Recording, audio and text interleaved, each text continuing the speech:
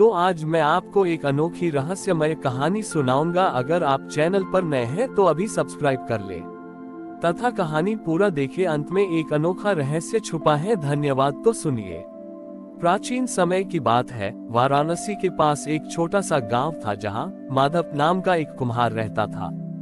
माधव बहुत ही गरीब था और उसका शरीर उम्र का एक कारण झुक गया था। वह महादेव का इतना अनन्य भक्त था कि मिट्टी गूंथते समय भी वह नमः शिवाय का जाप करना नहीं भूलता था। एक वर्ष काशी में महाशिवरात्रि का आयोजन हुआ।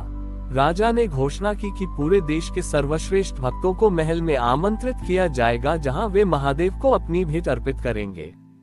हजारों व छोटी विद्वान, धनी और तपस्वी स्वर्ण पत्रों पर लिखे राजसी निमंत्रण लेकर काशी पहुँचे। माधव का भी मन था कि वह उस उत्सव को देखे, पर उसके पास न तो सुंदर वस्त्र थे और न ही उसे कोई निमंत्रण मिला था। उसने सोचा, मैं तो एक साधारण कुम्हार हूँ, मुझे राजा क्यों बुलाएंगे? पर क्या महादेव भी निमंत्रण देखकर दर्शन देते हैं? माधव ने एक मिट्टी का छोटा सा दीपक बनाया। वह दीपक इतना साधारण था कि कोई उसे गौर से भी न देखे।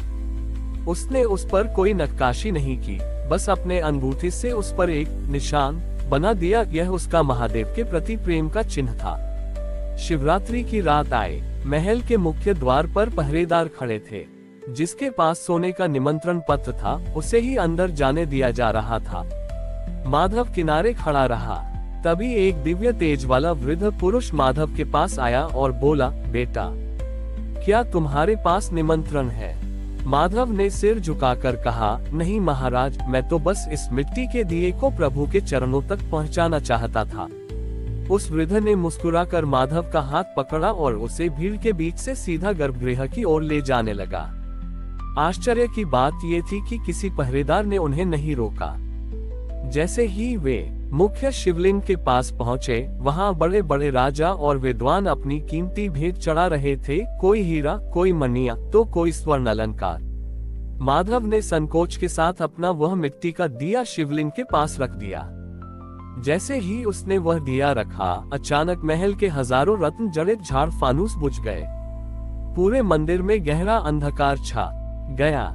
तभी माधव के उस नन्हे मिट्टी के दिए से एक ऐसा अलौकिक प्रकाश निकला जिसने सूर्य की तरह पूरे मंदिर को प्रकाशित कर दिया। राजा और विद्वान चकित रह गए।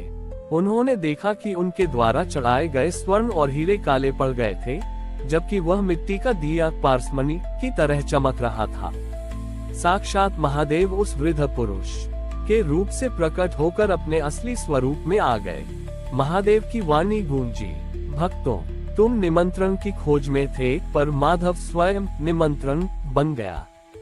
उसने निमंत्रण पत्र पर अपना नाम नहीं, बल्कि अपने हृदय के प्रेम को मिट्टी में गूंथ दिया था। जिसके मन में अकिंचन कुछ न होने का भाव होता है, मैं उसे ढूंढते हुए स्वयं उसके पास आता हूँ। महादेव ने वह मिट्टी का दिया अपने हाथ में लिया और उसे अपने ललाट मस्तक के पास ले गए। वह स्थान आज दीप्तयोजक चिन्हेश्वर महादेव के नाम से जाना जाता है।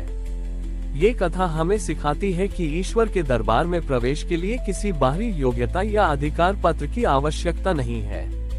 यदि आपके हृदय में सच्ची पुकार है, तो महादेव स्वयं आपके लिए द्वार खोल देते हैं। माधव के उस छोटे से दीपक ने पूरे काशी को आलोकित कर दिया था, लेकिन इस चमत्कार ने महल के विद्वानों और राजा के मन में एक गहरा प्रश्न छोड़ दिया।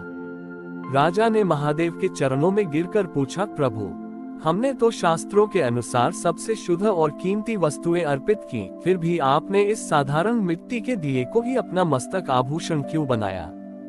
महादेव ने मुस्कुराते हुए माधव की ओर देखा और राजा से कहा, राजन, शुद्धता केवल वस्तु में नहीं, उद्देश्य में होती है।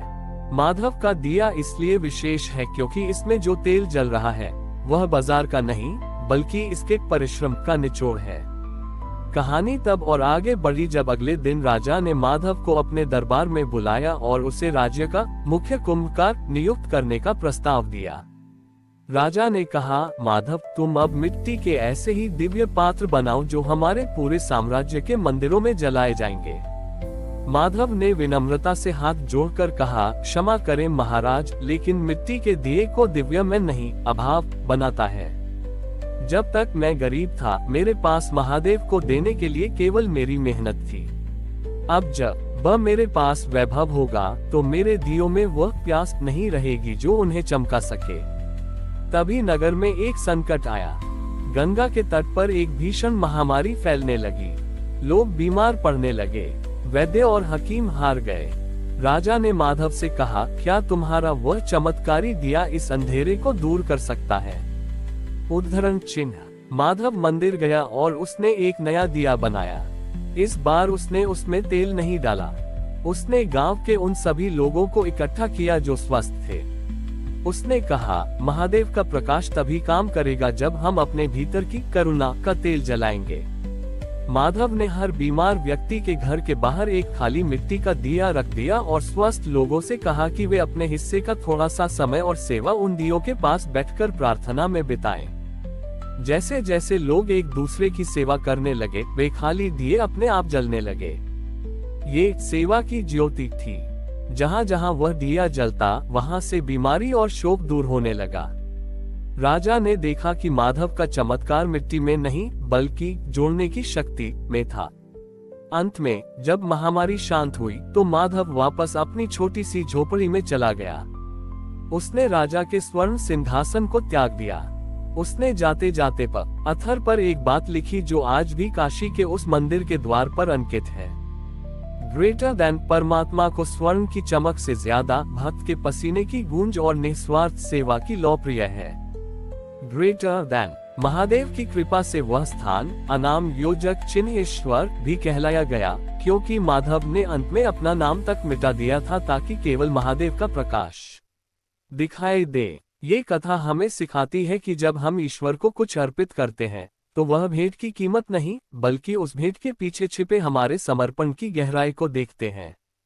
हमारी और भी आध्यात्मिक एवं अनोखी कहानियां देखने के लिए हमारे चैनल पर जाएं तथा धार्मिक एवं पौराणिक अनोखी कहानियां हमारे चैनल पर है। कृपया जाके देखें तथा हमारे चैनल को सब्सक्राइब करके रखें और वीडियो लाइक जरूर करें। धन्यवाद।